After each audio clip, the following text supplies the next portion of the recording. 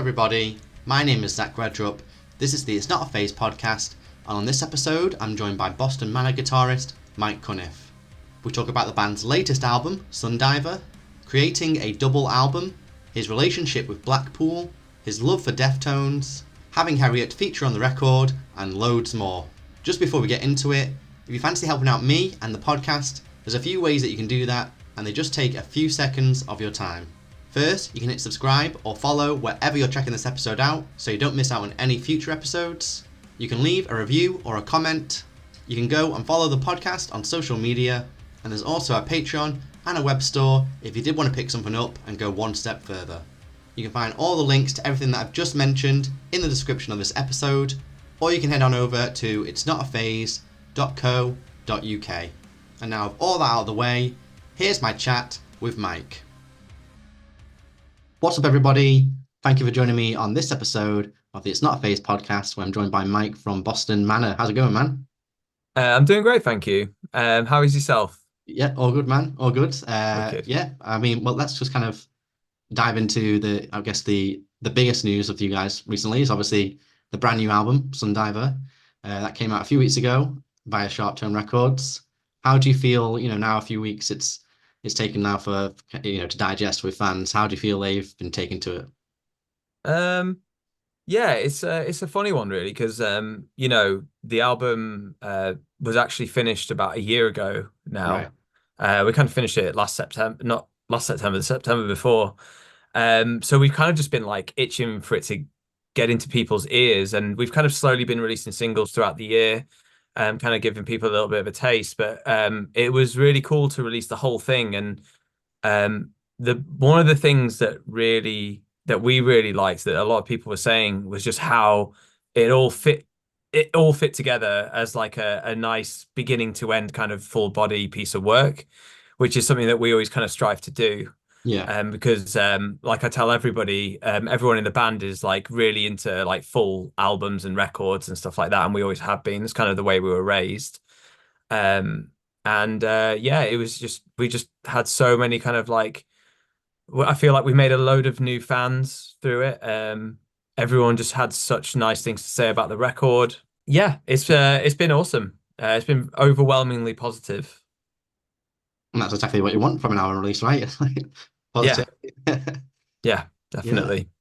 Well, I mean, I imagine most fans will know this, but just to kind of clear it up for people who maybe aren't familiar, but Sundiver acts as like a companion album to your 2022 album, which was Datora.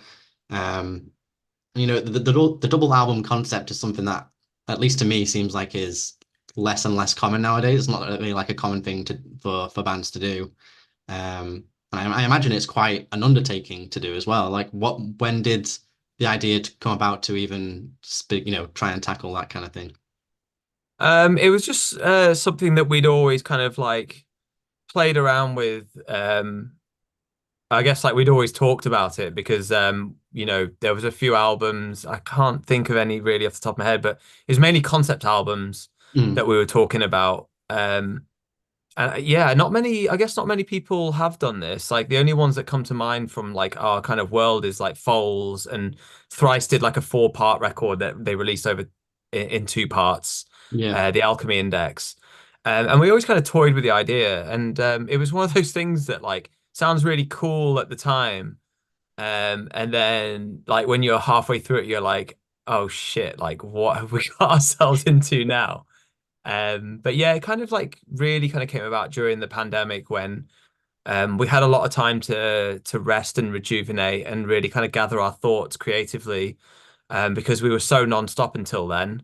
Yeah. We were always on tour, and it got really difficult to actually start like it got difficult to sit and be still and to think about these things just because we were always on the road.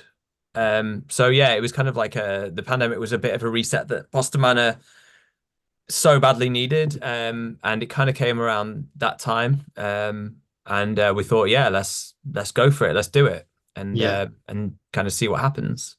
Yeah.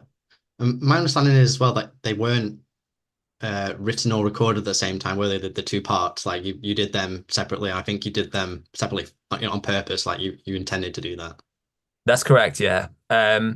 because even though we wanted the albums to kind of like be companion albums and match up, we felt like we needed a bit of a palate cleanser just to kind of like regroup and just kind of like really think about how we wanted to approach the second part. Um, and also, we really wanted the albums to be appreciated as standalone records as well. That was also really important to us. That's kind of why we gave them different names as well. We didn't want to Yeah, do a part one and part two. Like that sounded a little bit mundane to us. yeah, So we just kind of yeah, we took like a nice little break from it. And it kind of to be fair, after we finished Datura, it did take a little bit of time to collect the kind of like the sounds and the soundscape that we wanted to populate this new record with, because we weren't really used to writing music that was, I don't want to say happy or major. That's what we were trying to find. We were trying to find um the kind of sound that kind of reflected the album that we were trying to make in kind of more of a lighter sense. And it was kind of achieved just kind of like by finding like more of a neutral tone to some of the songs. right. I really wanted to use just kind of like really bright and blistering sounding kind of guitar distortion. I thought that was quite a cool way to do it. And I kind of just wanted the guitars to sound a lot brighter, a little bit like Nevermind, the Nirvana record. But yeah, no, it was kind of like that's kind of how we approached it. Right. And also after we finished the tour, we were kind of just like, cool. We had all of the like if we had a jigsaw, we kind of had like all of the corner pieces in place, and the kind of outline for the rest of the plan. And it was a kind of like just a matter of kind of filling in the big picture really. Yeah. Just finding the right things to, like I said, populate the Sundiver, the next Yeah. record. So did you have like, I imagine, before you even got into make Datora, the double album concept is already there. Like, this is what we're going to do. This is, the first of the two companion albums. Did then you have like this concept of, because you're saying you want the albums to stand on their own as well as two companion pieces, right? Like if someone only wants to listen to Sundiver, they can. They don't have to have listened to the previous album. Hmm. So did you like get these bits from Datora and say like, so we've done this here, we can kind of like shine the like opposite end of that spectrum in this way on another song on the next album? Like how did that kind of come into place? If that makes sense. I don't know if I've kind of just waffled on a bit there. No, I think I know what you mean. It's just I think it was a matter of a lot of that kind of stuff was like happy accidents, and it was something that we just had in our mind as we went along the way. And it would be like, oh, wouldn't it be cool if we did um for the end of Dissolve, which I always think is kind of like a counterpart to Crocus. Wouldn't it be cool to have the Crocus riff as a piano rendition at the end? And these are kind of just more like fun little Easter eggs, I guess, for people to maybe find on their own as well. Or if they listen to stuff like this, kind of like um, I guess just I don't know. It's kind of one of those things where like it's like we always talk about films, and if there's like sequential films in a series, and kind of just like how I like those movies that you can kind of jump into without having to have seen the first one as Yeah, well. And we kind of like took that approach to it, where you are rewarded if you have seen the first one, but if you haven't, then that's okay too, and you can yeah, kind of just jump in and enjoy the film for what it is. yeah, So that's kind of how we wanted to do it. yeah. I guess it's kind of like another double album that just came to my head is like Mezmerize and Hypnotize by System of a Down. Like you've got the Oh, the joining parts of like Soldier Side. Obviously they're both on the two albums, but you don't have to listen to the previous album to get it. to get it. Like it makes Yeah. sense. If I just wanted to listen to Hypnotize as the album, I Yeah. can do that. And there's not like throwbacks in the previous album where I'm like, I have to have listened to that for this to even match up and make sense. Yeah, yeah, definitely. Actually, to be honest, like it's so weird. I didn't even think about that because it's just been so long since I listened to System of a Down. I forgot Yeah. that that was also a double album. Um, I kind of missed a little bit on that the second record that came out because I really loved the first one, but I only listened to which one came first? Was it Hypnotize? Mesmerize came first, and that had Mesmerize like came first. BYOB on it. Yeah, Just yeah. I love that record. Yeah. And then it took me years later, like maybe even like 10 years to actually getting around to listening to the second part because I kind of like dropped off for me. But this Right. I love how different the second album is, and it is like definitely its own vibe. So yeah, like for sure. Yeah, I can't believe I didn't think of that as a concept record. Yeah. But yeah. It's just like it just has like little tips, like tips of the hat to the previous one, but you don't have to have listened to the previous one, which I think is what you've done as well on these two albums. Oh, thank you. I'm glad that that came through. Thank you Yeah. so much. Yeah.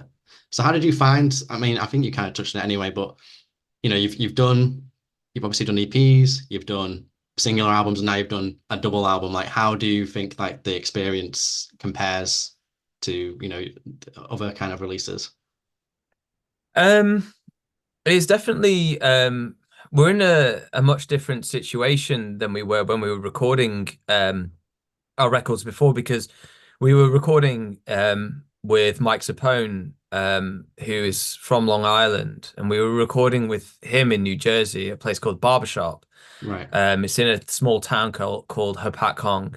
And we would book out like 4 to 5 weeks, and we'd just be living in this creepy little town for that amount of time, just above like this little Italian restaurant that was kind of joined onto the studio. In it was it was a great experience and everything. But that little apartment that we were in was just completely like infested by spiders and stuff Oh like gosh. that. But yeah, it was one of those things where it's like we had to go. We had to be there for 4 to 5 weeks, and then we'd leave, and then it was like if the album, like we had to go in there knowing what we were going to do, which Right. with Glue we actually didn't really. Right. And it's kind of a gamble because like once you've left, it's like that's it, that's the album. But since we started recording with Larry, his studio when we started working with him was in London, in Brixton, on Brixton Hill. Um, and it was just so nice to be afforded like just smaller, like shorter sessions. Um, and then kind of to go home and be able to like reflect on what we just made. And we can make changes to the stuff that we've done, Mhm. or we can just think about what we're going to do next for the next few tracks on the record. And then so I think we did our EP with him there, and I think we did the tour there as well, in the city, like right in the city. And then for this one, he moved away because he kind of wanted to start a family. So he bought this like really nice house in Welwyn Garden City. It's just like out in the middle of like it's just outside of London, but it's just like beautiful, very Right. green. And yeah, we were kind of just back and forth for like the entire year, just kind of like just doing those sessions from like pre-production to the right to the end point. And it was a lot of hard work and it was a big undertaking, but it was so relaxing in a really cool, creative way. And it was a lot better. And we love working with Larry and Alex as well, who engineered for us. They're a great team, and you just feel like they just make stuff happen. Like there's no one's precious about anything. There's no egos or anything like that. And if we want to stop something that we're doing just to pursue something completely crazy and different, Mm. they'll be on board and they'll just be like, let's do it right now. So yeah, it was a really, really pleasant experience. And obviously like the five of us, like being able to kind of like share a house and just like cook meals together, go on little trips together. We did like an amazing walk through this like national park. Um, it had like some of the most like ancient trees in the country in there as well, some of the oldest trees. So it was really cool to like go and check out the nature and stuff. And I think a lot of that stuff really helped fuel the record as well. Yeah. So yeah, it was such a great experience, and I hope we get to do more records with Larry in the future. Yeah.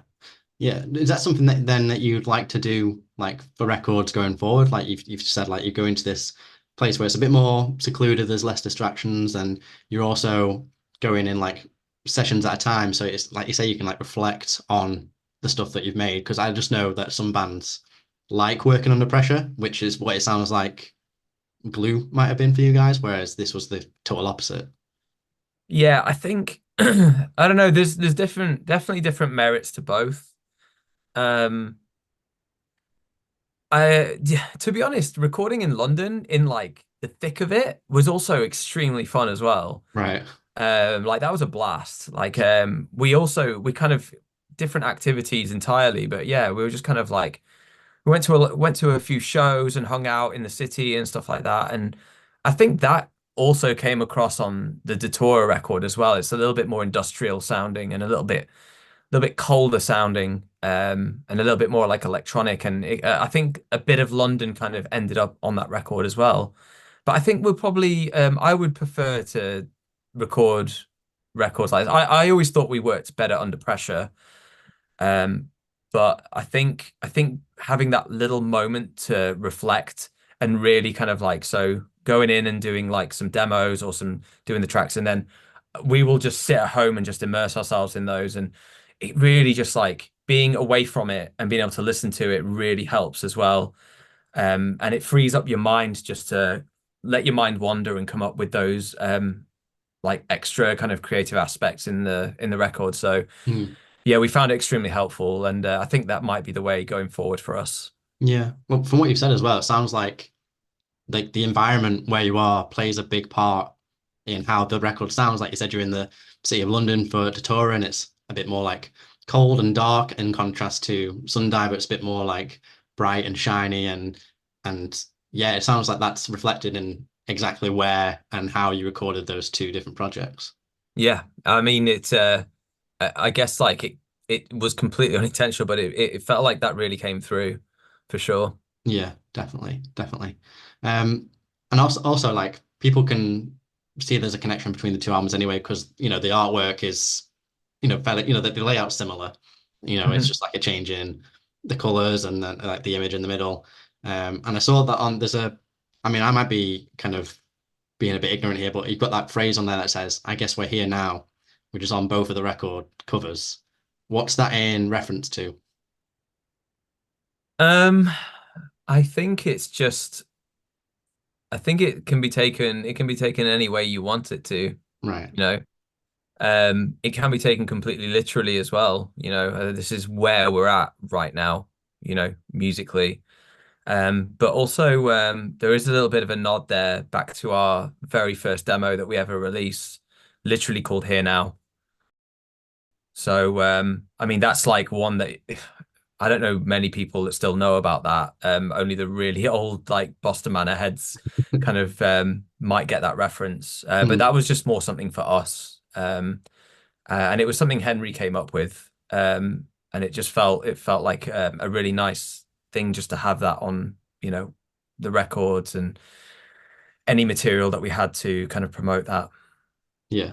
Yeah. Well, I saw as well the so with the on the subject of artwork, for the singles as well, you've got like these images, which I assume they're all taken from around Blackpool. I know what there's one image definitely that's from Blackpool, which is obviously where you guys are from. And you've nodded to it throughout your career. What's your views and relationship in terms of how you look at Blackpool today? It's a very good question, actually. Um, I moved here in 2003, so I didn't even really grow up here. Right. Um, and it's definitely had its ups and downs for sure. It definitely gets a lot of bad press. And I absolutely say, like a lot of the stuff that you hear about Blackpool is absolutely true. But it's one of those things where it's like, don't scare people off coming to Blackpool, Yeah. because it's actually such a safe and such an amazing town, and there's no nowhere in the UK that I've ever been to that's quite like it. Even all the other seaside resorts around the UK, I don't think anything is like Blackpool at all. The music scene has been pretty um, in dire straits for like the past 20 years, I would say, with the lack of venues. But like recently, things have started really picking up with like Bootleg Social, and I'm hearing that the Tash, which is kind of a legendary nightclub, they're going to start putting on shows as well there again, which is really cool. Um, but I did walk around when we were kind of like doing a little bit of shooting around Blackpool, and the town centre is it's a mess. It's an absolute mess at the moment. And I don't know if I do worry that they're kind of like maybe spending some of the money that they're getting on kind of like all the wrong things. But like Right. COVID really did batter the town as well. Like a lot of businesses closed down. A lot of businesses didn't make it, unfortunately. So if you go around the town centre, there's a lot of just like kind of like abandoned shop fronts and stuff like that. And it doesn't seem like a real town centre. I think all the cool shit now is happening just like on the periphery of the town centre where there's Abingdon Street Market, which just used to be like one of those like 80s gross kind of like 80s 90s style markets where you can Right. buy um cheap jewelry and also like slices of meat from a butcher or a fishmonger, just like one of those old English style markets. They've completely renovated that, and now it's kind of been populated by some local businesses, and there's like a food hall and stuff. It's gentrification at its best, unfortunately, but it seems like a step in the right direction because I've always noticed since I lived here that Blackpool has always catered towards the tourist and the tourism industry. And I feel like there's very little left for the people that actually live here to enjoy the town with, Yeah. which I think is so important. So it seems like all of these small businesses and this group of people that are being super proactive and really positive are making these things for the people that actually live here, like to actually enjoy. Like in the winter time, especially, the place is barren, it's dead. It's like a ghost town. But then recently I've seen they've started to do like small little Christmas markets and stuff like that. And it's just like really nice to see that kind of stuff. But it's still got a long ways to go. There's still a lot of problems around here. Um, but I just hope it gets better. We're trying to do what we can do as I guess like musicians. You know, we did a charity show at the end of 2022 at Bootleg Social, and we kind of did it all over the country, just at these small venues. Right. And it was a charity for local women's shelters. So we, rather than getting people to donate money, we got people to bring like makeup and toiletries and toys for the kids and stuff like that. Just bring it all to the shows. And we were so taken aback by the generosity of our fans. Our fans are amazing, you know. And yeah, they brought all of this stuff. The charities needed to do multiple trips just to bring it all back Oh to wow.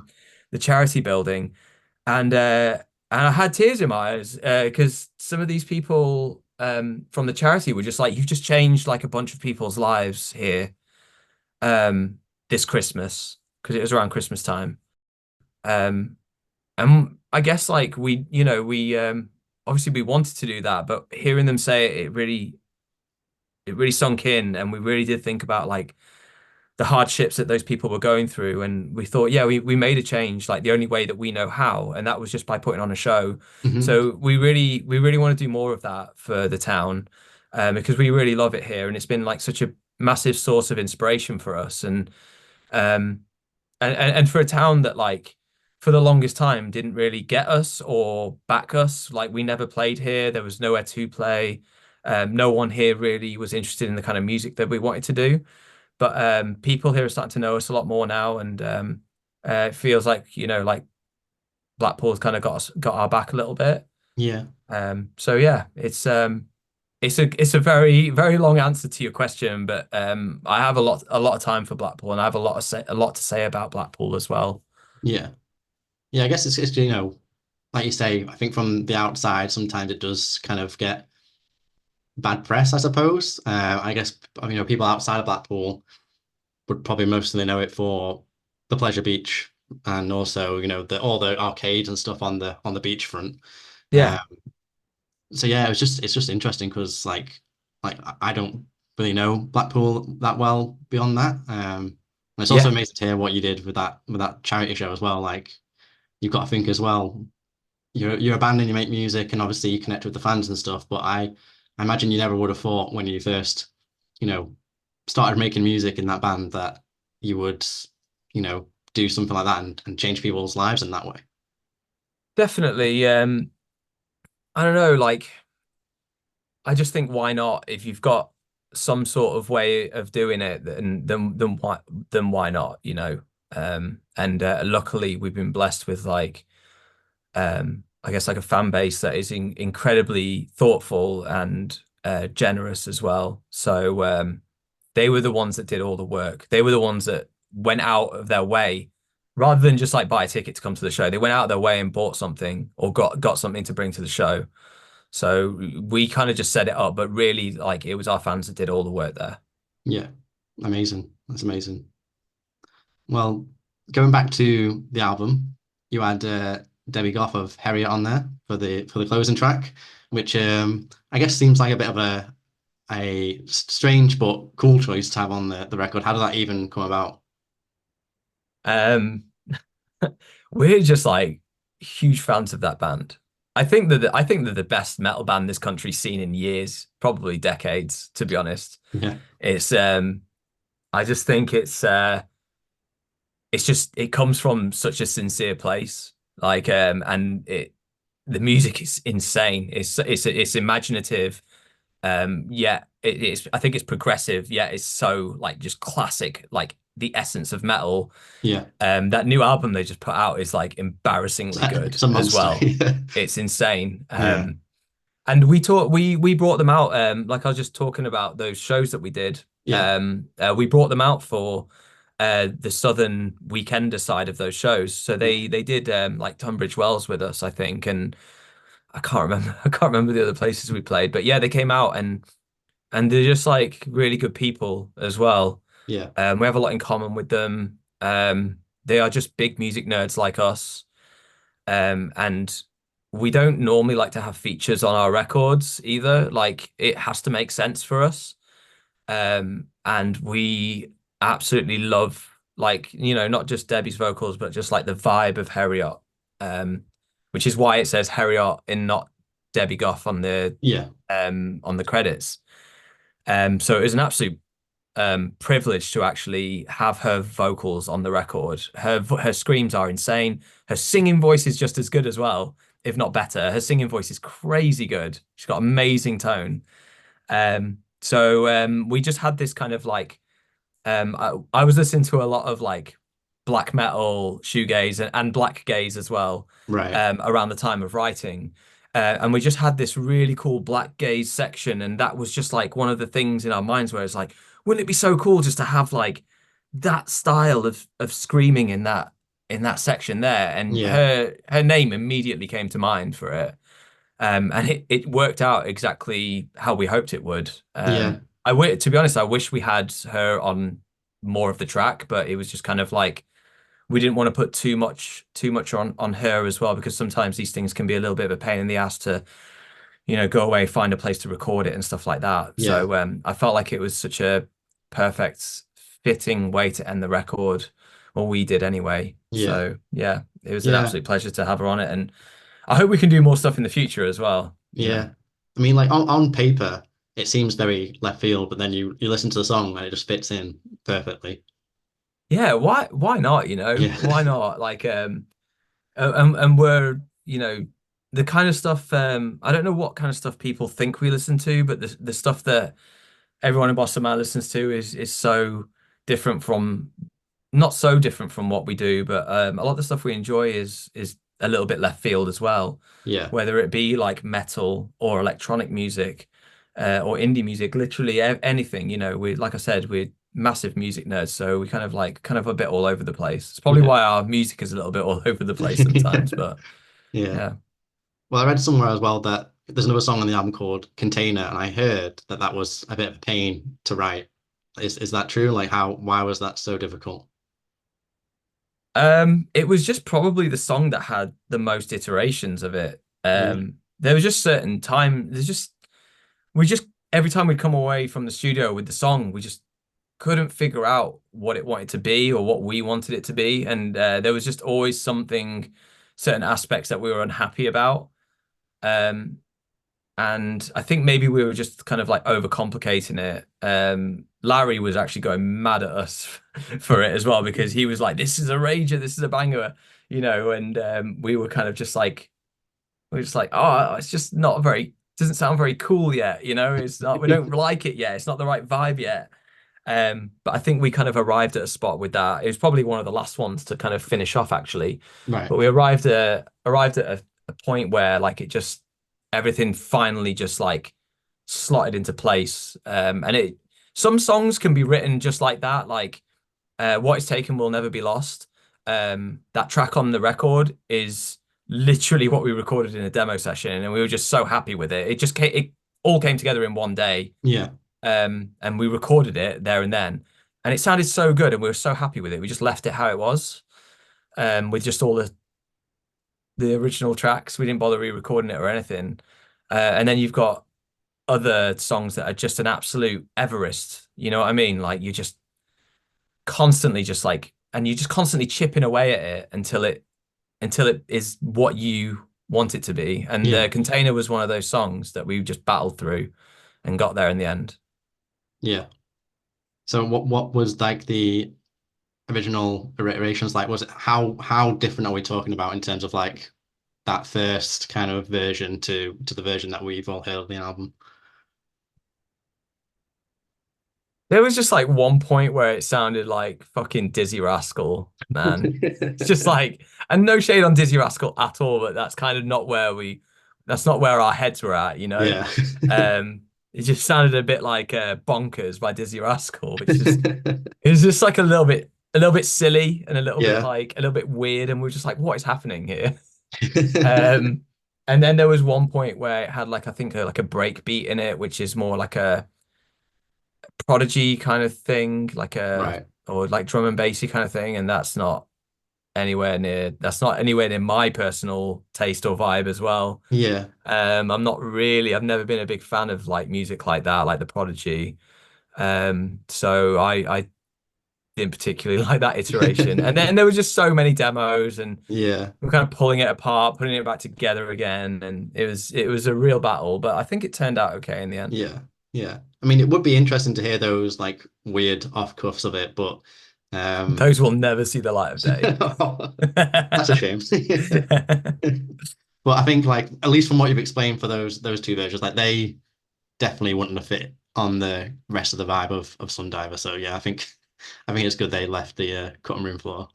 Yeah, thank you. I mean, it was one of the first demos that we brought to the table as well. So that one really did feel like an actual struggle to get through. But I think yeah, like I said, I think we got there in the end. Yeah. It seems to me as well that throughout Sundiver there's a pretty prominent Deftones influence. Would you agree? Oh, maybe, Maybe. maybe I don't know. Yeah, yeah. I mean, Deftones have been one of our favorite bands since we started the band. Even Yeah. when we were a pop punk band, we all grew up with them. They've been my favorite band since I was probably like 13, 14, back when White Pony had just been released. Um, and yeah, it was one of those things where I felt like I've always liked the way that the vocals and the guitars have sounded on those early Deftones records. And I kind of during the pandemic, I was listening to a lot of every night. I was kind of going to bed because there's nothing else to do. Yeah. So I really just like enjoyed getting into bed every single night and just putting on all of my favorite records and all my favorite music that I grew up listening to kind of like get back to the heart of like why I enjoy doing this, Yeah. and why I absolutely love doing this because we were so burnt out. Um, and yeah, obviously Deftones is just one of those bands. And we just thought like, why can't we be in our favorite band? And yeah, maybe some bits sound like Deftones, but that's kind of not all that's in the music, you know. Yeah. There's a lot of like early 2000s, late 90s R&B and hip hop in there as well. There's a lot of trip hop elements in there. There's a lot of like late 90s, early 2000s pop music as well that we've all really loved like the whole time. And we were just like, why can't we just put a lot of these of those bands and those artists that made us feel excited about music when we started, Yeah. when we first discovered music, why can't we just put those influences directly into our music, you know? Yeah. So yeah, it's kind of kind of where that came from. But yeah, there's some heavy Deftones influences in there for sure. Yeah. Yeah. I think as well, like, especially nowadays, like having all these different like directions of genres coming into your music is less of like a taboo thing. Like if you did that maybe 10, 15 years ago, people would be, a bit more hesitant. But, with the rise of like streaming and stuff, like people just listen to everything, don't they? So it seems less weird for people. Yeah, and plus, to be honest, man, like if you're not writing and doing the music that you absolutely love, then like why are you even doing it? Like I get some people want to do this to become famous or for celebrity, for money. I don't think that's quite a thing In the anymore. wrong Like unless industry. you're really lucky, unless you're in like the top 5%. Yeah. But yeah, like we're just trying to make our favorite music and we're trying to write and record music that we genuinely like ourselves as well. So Yeah. that's kind of where that comes from. Yeah. Yeah. What's your favorite Deftones album? So Henry and I talk about this all the time. Um, we recognize that White Pony is probably their best work, Right. but both of our favorite records is Around the Fur. I don't know why. It's just I think it's just the vibe, Yeah. you know. I mean, Um, White what about Pony is you? like considered the classic, isn't it? But I don't think I would say either Around the Fur or Diamond Eyes. Diamond Eyes was like a reformed Deftones. Yeah. I felt like that album kind of saved them a bit. And it's a nice full body piece of work where it all sounds like very uniform. And Henry was telling me the other few weeks ago, he was like, Diamond Eyes is just kind of a pop record, you know, the way that it's It's a produced bit. and everything, and the way that the songs are. It's got heavy guitars, but it's a very cleverly disguised pop record. Yeah. Going back to what you were saying as well about influences is like Deftones, very unique original band, but you can hear their influences come through as well, and they're so unapologetic about their influences, you know, like The Cure, Depeche Mode, Meshuggah, all of that stuff. And at the time, it was probably so blatantly obvious, you know. But right now, it's just like Deftones sound like Deftones. Yeah. So I don't think that every band is inspired by previous bands. I think what we wanted to do was we wanted to take that, do our own thing with it, and hopefully create something that sounded kind of new and fresh as well at the same time. We never want to sound like those bands, but we want to draw from those bands and still be Boston Manor. Yeah. Just kind of putting So your flavor on it, really. Like you're yeah, showing like your influences, but you're not ripping them off, which is the way to go about it. yeah, for sure. I know they say great artists steal. I think it is important for us to always be truthful to ourselves and retain our own sound, which I think we do have anyway, just with the amalgamation of all of the music that we listen to and Yeah. the way that we experiment with it as well, and the way we put things together. I always think that like at the end of the day, it sounds like a Boston Manor record, and that's kind of our goal at the end of the day. Mm. Is there a style of music that you've not really delved into yet that you would like to kind of work on in terms of like in within the Boston Manor blueprint, I suppose? Um, Like a Dizzy Rascal song?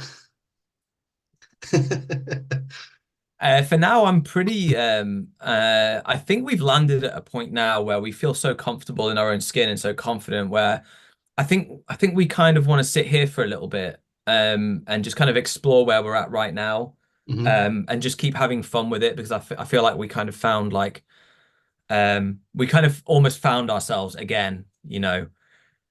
And this record as well, like there's a lot of stuff from our previous albums that kind of made it in there as well, even right back to Be Nothing.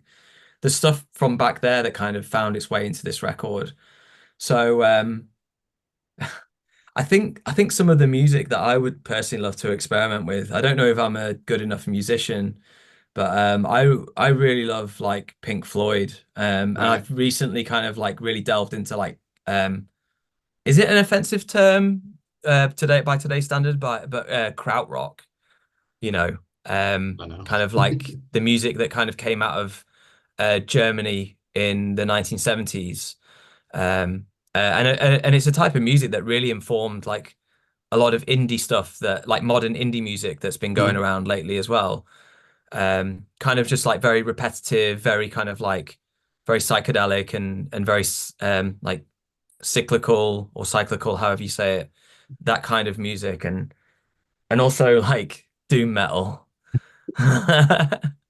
I'll be So interested to there's see how that would work, but in my head it works. yeah, And it is the same like I guess like when I was kind of like explaining some of my ideas to some of the guys with Sundiver, um in my head it worked, and it did work I think in the end. yeah, But when I was describing it, it sounded fucking mental. So there's always a way of making it work, I think. yeah. It's just gotta execute it. Like say in your head, and like in words, like it might sound batshit crazy, but when you Yeah. actually make it and they actually hear it, then oh yeah, okay, like I see where you're coming from now. See what you've done there. Yeah. Yeah, Either that or it could be an absolute train wreck and just completely destroy the yeah, band. But either way, we'll go out doing what we love, yeah. So Only one way to find out.